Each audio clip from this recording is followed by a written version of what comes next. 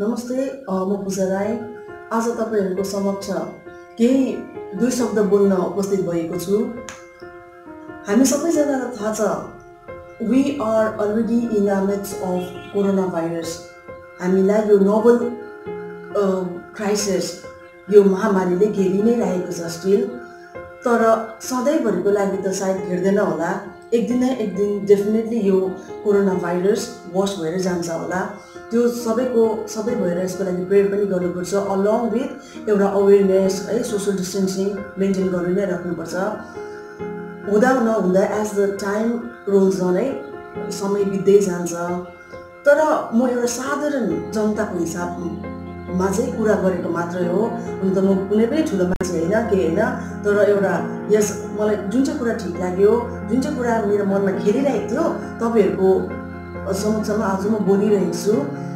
मलाई चाहिँ के लाग्दैछ भनेर भन्दाखेरि, अब स्पेसली हेरौँ भने हाम्रो जति पनि माइग्रेन्ट दाजुभाइ दिदीबहिनीहरू हुनुहुन्छ, उनीहरूलाई यस्तो खालको अनसडन यो ट्रेजेडी नै हो है। आफ्नो जग्गामा, जुनै पनि जग्गामा आउट अफ स्टेसन है, Mumbai, Bangalore, Delhi any other different स्टेटमा काम गरिरहनु भएको छ। तर यस्तो खालको ट्रेजेडी नै हो नि त, यो सबैको लागि ट्रेजेडी हो भनेको उनीहरूको लागि पनि ट्रेजेडी नै हो। तर आजको भोलिमै घर फर्किनु कारण के हो? त्यो so that they might not be in danger. डरले अब है, कोभिड-19 हेरेर किन सबैलाई त डर हुन्छ भने उनीहरू त फर्स्ट अफ अल पेरेन्ट्सहरूसँग छैन। सेकेन्डली कतिजना फ्यामिली भएको मान्छे हुन्छ, कतिजना म्यारिड कपल्सहरू हुन्छ है, तिनीहरू यताबाट आउनु भएको छ। तर कुरामा हेर्दाखेरि चाहिँ यसरी अहिले बस्नु हुँदैछ, जति पनि उनीहरूले स्यालेरीहरू ल्याउनु भएको छ, जति पनि उनीहरूको पैसा रुपियाँ हुनुहुन्छ, त्यसो गर्दा दिन प्रतिदिन सक्छ। So it will be very difficult for them to fit है। त्यसपछि चाहिँ देयर आफ्टर चाहिँ डिफिकल्ट हुन्छ फिट गर्नु। यो सबै कुरा चाहिँ मैले अब यो कोभिड-19 तुरेर चाहिँ अलिकति अलर्ट हुनुपर्ने, कसो गर्नुपर्ने, के हो गर्नुपर्ने भनेर चाहिँ एउटा अहिले पनि भन्दैछु। एउटा साधारण हिसाब, मान्छेको साधारण जनताको हिसाबले मात्र मैले भनेको कुरा हो। हुन त कतिजनालाई ठिक लाग्छ, कतिजनालाई लाग्दैन है। तर मलाई चाहिँ लाग्यो, म चाहिँ त्यो चाहिँ तपाईँहरूको अगाडि बोलिदिएको मात्र हो। अब उनीहरू आएर 2 months 3 months भएर जान्छ। एट द सेम टाइम कोभिड-19 पनि बिस्तारै बिस्तारै गरिसक्यो, हुँदै जान्छ है। तर फाइनली कुरा के आयो, उनीहरूलाई त्यो फिट त गर्नु पऱ्यो नि आफ्नो लागि, अलङ विथ द फ्यामिली है।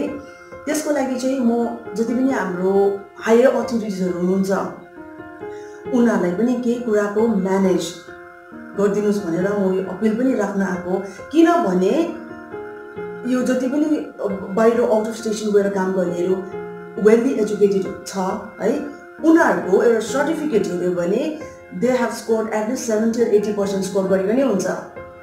त्यो चाहिँ हामी सबैजनाले बुझ्नुपर्छ। त्यो होइन कि उनीहरू त मजबुरले गएको नि, किनभने यहाँनिर आफ्नो जग्गामा it's very difficult to get job नि त। या of course it's very difficult perhaps है, यो त एकदमै डिफिकल्ट नै छ। त्यो कुरा के हो कसो हो बादमा सरहरूले, हाम्रो जति पनि हायर अथोरिटिजहरूले यो सल्भ गरिदिने मेरो एउटा एकदमै तपाईँहरूमाथि ठुलो अपिल छ।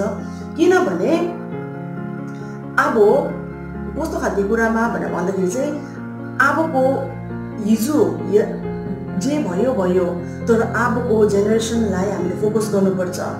जति पनि along with the migrant workers है, हाम्रो गोर्खे दाजुभाइ दिदी बहिनीहरू सँगसँगै हाम्रो अपकमिङ जेनेरेसनहरू आउँदैछ नि, they are very much educated. अबकोहरू बहुत बाटो छ, चङ्गो छ, उहिलेको जस्तो होइन नि, जे भने पनि मान्ने, जता गऱ्यो भने मान्ने। उनीहरूको त राइट हो, उसको उनीहरूको प्रिभिलेज हो।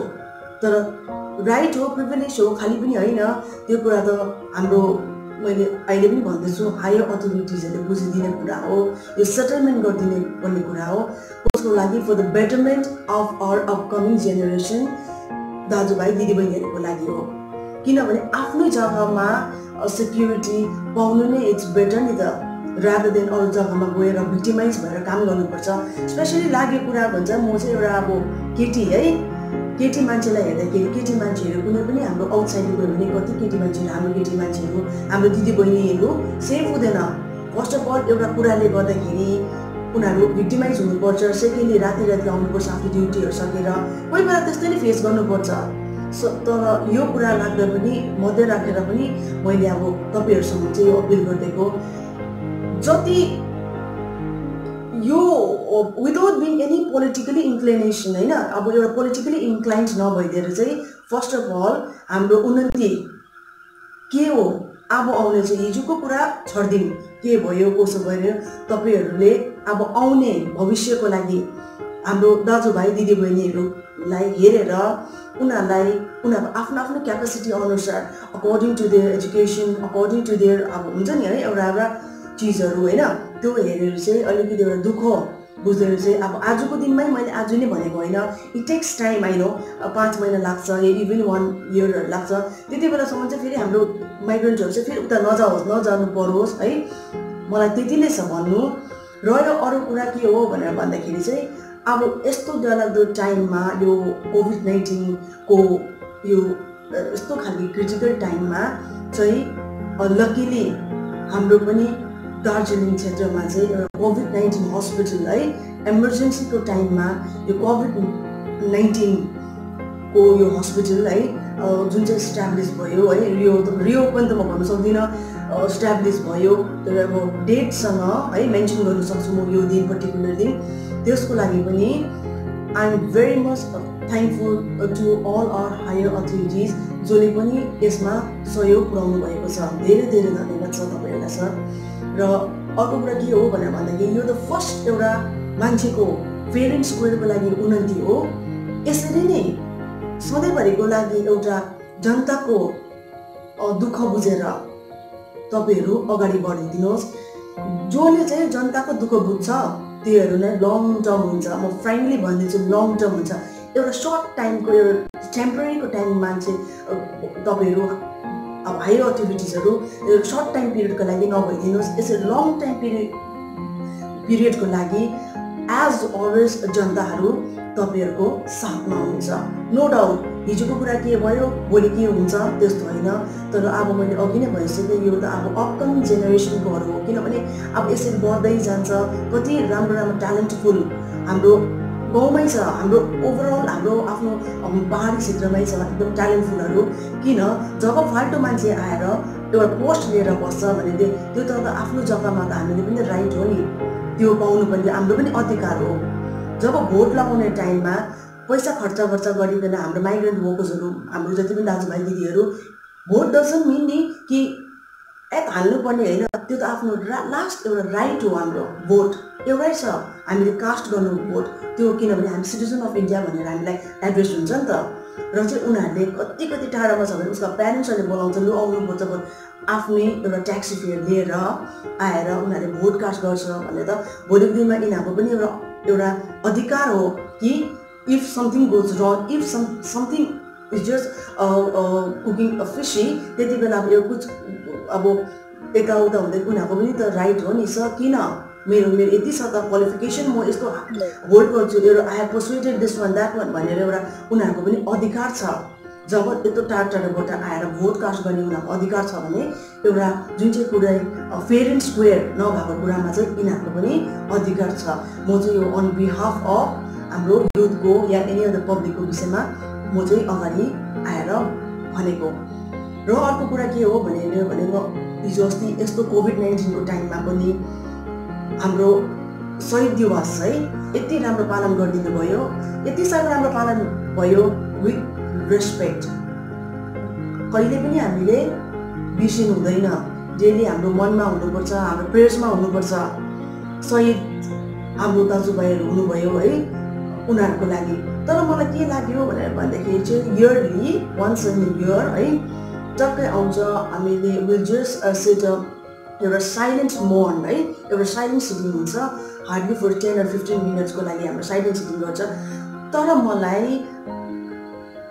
के लाग्यो भनेर भन्दा इन्स्टेड अफ हेभिङ 10 or 15 मिनट्सको मोर्न है, हुनु त मनमा सबैजनाको छ, when you think about strike भन्दाखेरि पनि हाम्रो शहीद दाजुहरूको याद आउँछ हामीलाई, तिनीहरूले त्यसै ज्यान गुमाएन नि, छातीमा गोली हिर्काएको हो, सट्टै गएर हामी कहाँ सक्छौँ, हामी सक्दैनौँ नि, भाग्छौँ हामी, यो त म फ्याक्ट कुरा गरेको, एउटा अनेस्ट भएर चाहिँ मैले भनेको। कतिजना त त्यहाँनिर नरेको पनि उनीहरू अब आफूले देखिरहेको कुराहरू पनि कतिजनालाई छ मनमा, तर हामी सट्ट गएर लु मैले हिर्कायो भने हामी कहाँ सक्छौँ, हामी भाग्छौँ। त्यो पनि अब भाग्ने पनि कुरा आउँछ, सिचुएसन आउँछ, तर उनीहरूले सोचेन नि किन उनीहरूको ड्रिम्स थियो, एउटा सपना थियो।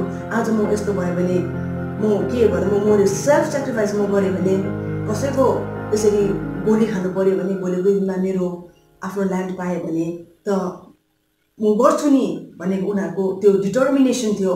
त्यसमा उनीहरू आइदिनु भयो नि त, फरवर्ड हुनु भन्नु भइदिनु भयो नि त। तर त्यो बिहाफमा पनि म बोल्दैछु कि फर्स्ट प्रायोरिटी चाहिँ जो चाहिँ शहीद हुनुभएको छ हाम्रो दाजुभाइहरू, उनीहरूको चाहिँ एउटा के भन्नु, एउटा राम्रो खालको उनीहरूको फ्यामिलीलाई instead of giving any some kind of compensation दिनु त अब दिनुभयो, त्यो पनि राम्रो कुरा। तर त्योभन्दा पनि एउटा सिक्युरिटीको लागि प्रायोरिटी दिन, यो पनि मेरो तपाईँहरूसँग अपिल छ। किनभने आजको दिनमा जति अरू जग्गाहरूतिर हामी जाँदाखेरि यो टाइममा यस्तो स्ट्राइक भन्ने बित्तिकै सहिदको कुरा हुन्छ, त्यो चाहिँ गर्दाखेरि मन दुख्दै रहेछ है, मन दुख्छ नि। किनभने सहिद हुने हाम्रो दाजुभाइहरू नै, दुःख पर्ने हाम्रो दाजुभाइ नै हुन्छ। सो यस्तो गरौँ भने त यताबाट पनि यताको पार्टी उताको पार्टी गऱ्यो भने आफ्टरवर्ड सबै हेऱ्यो भने हामी एउटै कम्युनिटी हो नि त, हामी एउटै गोर्खेहरू हो नि त। सो सबै कुरा तपाईँहरूले है मिलेर कुनै पनि एउटा पोलिटिकल्ली अब हुनुपर्छ, आफ्नो आफ्नो इन्ट्रेस्ट हो, त्यो यसको अगेन्स्टमा कोही पनि जान सक्दैन। तर एउटा पनि पोलिटिकली, तर एउटा अपर्चुनिस्ट राम्रो कुरामा हुनु पऱ्यो नि। जसरी भन्छ नि, opportunist never hesitate to wait for the rising sun भन्छ नि, त्यसरी एउटा राम्रो एउटा पोजिटिभ अपर्चुनिस्ट भएर निस्किदिनुहोस् तपाईँहरू भोलिको लागि, हाम्रो दाजुभाइको लागि, हाम्रो समाजको लागि, हाम्रो क्षेत्रको लागि। त्यो पनि थियो। सेकेन्डली अन्तखेरि अर्को कुरा के हो भनेर भन्दाखेरि चाहिँ म चाहिँ एकदमै अब जति पनि एकदमै पिसफुल र सबैजना भएर खटिदिएकोमा यो एउटा माइन्ड चाहिँ मेन है पुट गरेर एकदम गरेर प्रोग्रेस हुँदै जाँदैछ यो कोभिड-19 पनि होइन। त्यसको लागि पनि I am very much thankful. किनभने जति पनि हाम्रो यो higher authorities along with higher authorities हाम्रो यो हेल्थ केयर प्रोफेसनल भयो, ल एन्ड इन्फोर्समेन्ट, जति पनि फ्रन्टलाइन वरियर्सहरू छ, फर इक्जाम्पल लियो भने हाम्रो ब्याङ्क्स, यहाँनिर ग्रोसरी स्टोर्स है, फार्मेसी एन्ड द भलन्टियर एसोसिएटर एकदमै निस्वार्थ भावनाले खटिदिनु भएको छ जग्गा जग्गामा गएर। त्यो पनि एउटा हाम्रो लागि एकदमै पोजिटिभ रिजल्ट नै हो। सो यति भन्दामै म यति समाप्त गर्छु। जय गुरु।